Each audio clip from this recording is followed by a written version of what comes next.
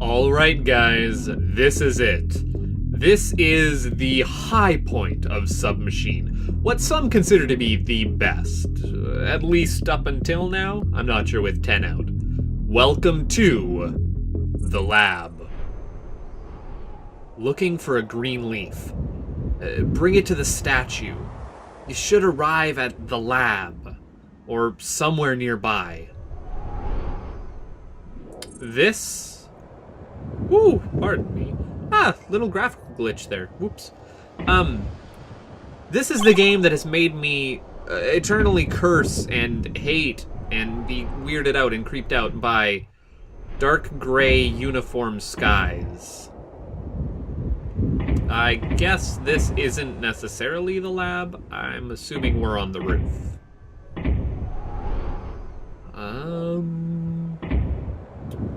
We don't really have a key. All we have is this hammer. So, yeah, it works. This is back again to the style of Submachine 2, where it's more exploration heavy. Grab us some mothballs from that man's shirt, or I'm not gonna try and pronounce that. Oh, hey, look, and it's the record player. And a hose that I forgot during my test play. Hey, secrets are back. They were absent if you hadn't noticed in the last one. A chimney brush, and yeah, this is all really reminiscent of the lighthouse. Which is nice because we're back to exploring again as we were in that game.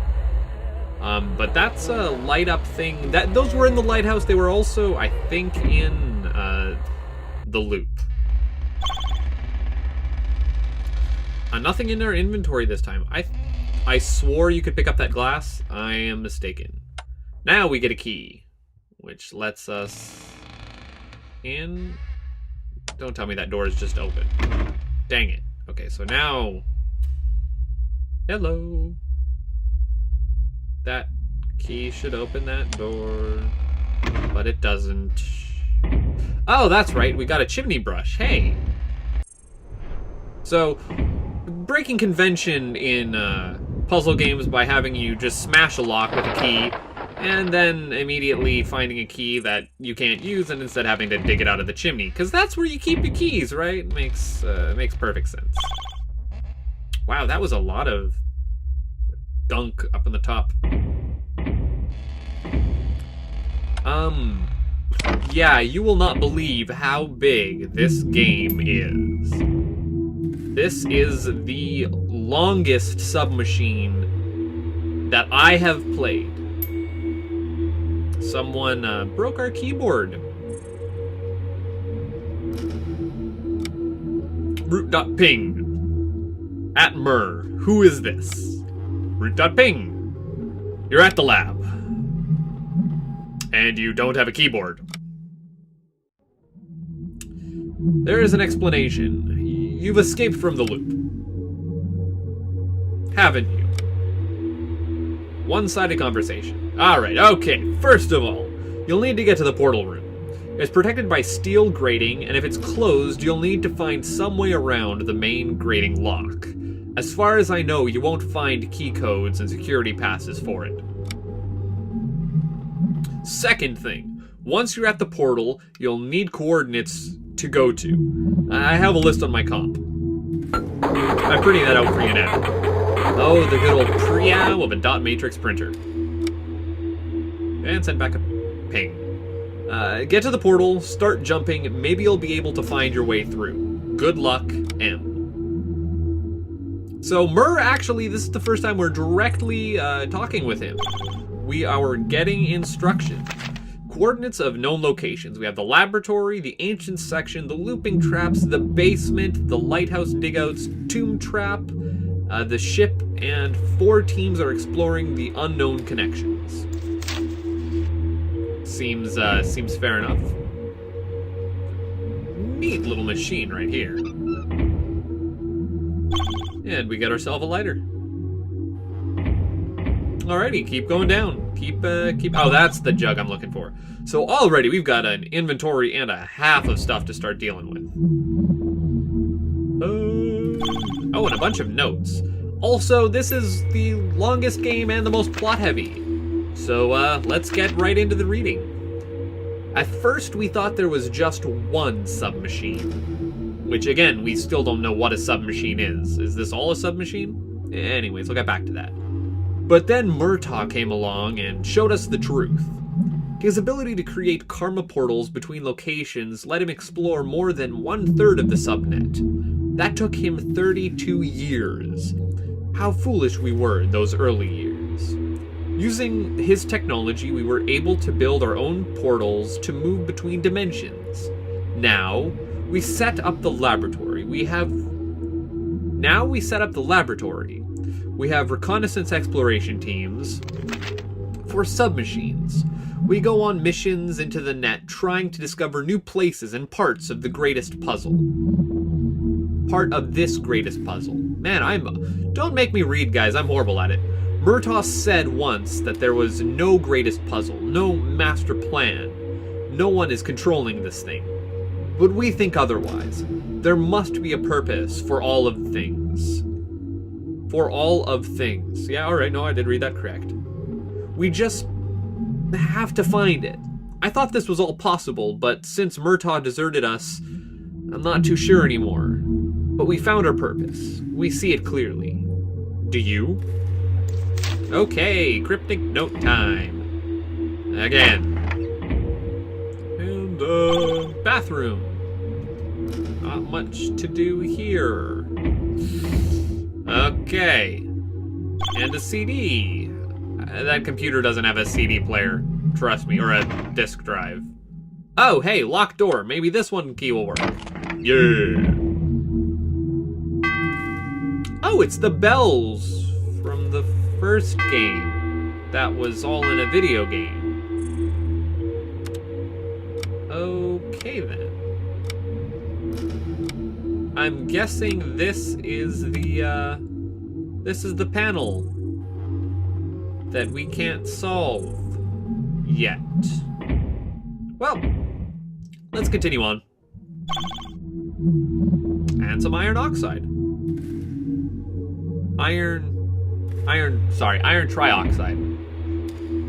Ah, and a screwdriver. So, let's start out with some basic chemistry. I actually have a hose this time. Test playthrough stuck for about 10 minutes looking for that damn hose. Let's see. Flick on the, turn the handle. Turn the burner. Light the gas. And we're just gonna let that sit there for a while, because we gotta backtrack. We gotta backtrack all the way back up to the roof. So this feels reminiscent, like even the location and the set of stairs there is of the lighthouse, but we're obviously not in the same location. At all. And there we go. Grab us a valve. But we're seeing stuff now from Submachine 1, even, which really hasn't been called back to all that much. This is where as I was saying, Submachine 1 to Submachine 2 was kind of a cementing of what he wanted to do with the series.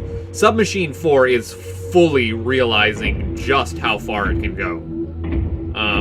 This game, while not necessarily big enough to be a standalone title, I think would easily fit up there on Steam. Again, with a hammer. Let's bash the pipe off. And now we get some water. Alright, basic chemistry time. Pour us some iron oxide. Do we actually have to be on the stand? Is there inventory combinations in this game, or is it all just in environment? We'll find out, because I don't remember. Too big.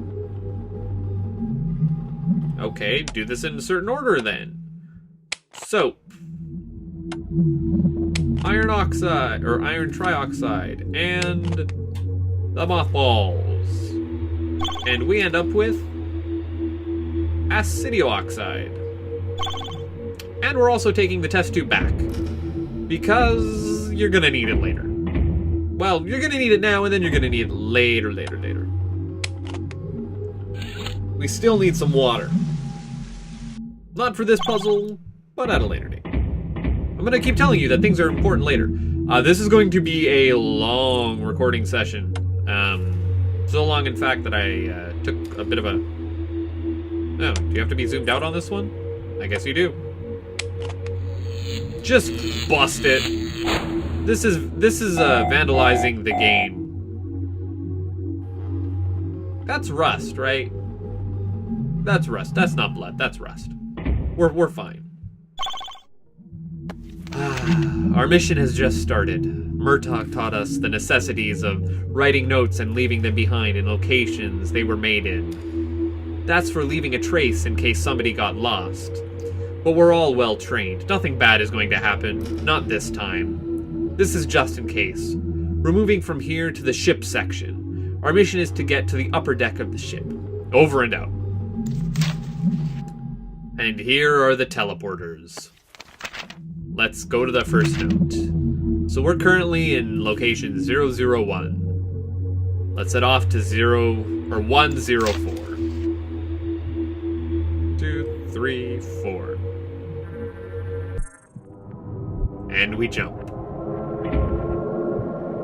Oh, it feels good. This is like coming home to me. I love this game. I think I was first tipped on to this game back when the Loop came out. Maybe the Lighthouse was the newest one, and I just got there as the Loop was being made. Oh yeah, by the way, I'm just ringing those bells, leaving them in the up position, because, yeah, changing everything is great. It's what we do. We just mess with stuff. Looks like we need to do something with good old Anubis down there.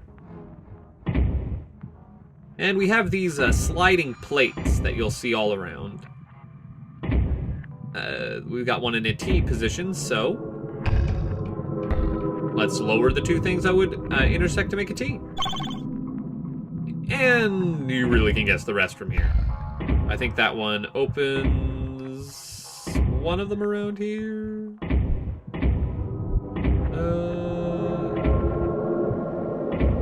Should have done it. Oh, I've screwed up. There we go.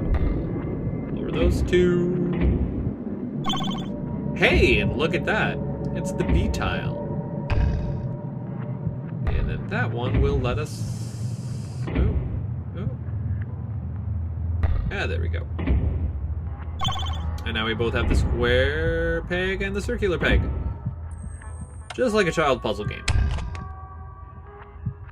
Did I already get the one in there? I don't think so. I don't think I did. Yes, there we go. So we're getting our tiles back. Yeah, this is wild. Bash it with a hammer. Bash it with a hammer, the game. The movie. Wow. Oh, and that's the one that you need all of them for. Simple, right? Grab a knife, cut the string. Let's hope that didn't shatter. Can I go over there? No. Oh. One too far. And now we can go all the way up to the top. And that's all 4 pieces. So, things that we're starting to learn. Murtaugh is alive and well. He's set up a team of explorers of a subnet, which is what we're currently in? Question mark? I thought that meant that we could climb up there. Maybe it means... Yes, okay, so now there's steps here. Aha. We got ourselves a coil. We can stare through a skeloscope. A skeloscope, yo. Skeleton telescope. A skeleton telescope. And see some red bricks. And another note. We haven't even started exploring this ancient section and our coil is already dead. Probably someone forgot to recharge it, but the situation is serious. We don't know the numbers for the basement section. The coordinates are back at headquarters and clearly we can't go back there anymore. We'll try blind jumps as soon as we get a connection, but where we'll end up I simply don't know. So something happened back at the lab. It's pretty disheveled. You can make out an outline of something there off in the distance. no such luck with getting it lit up. We're out of juice in the coil. But they want to go to the basement section. I seem to recall that we have the basement section here. 529. Let's get a move on.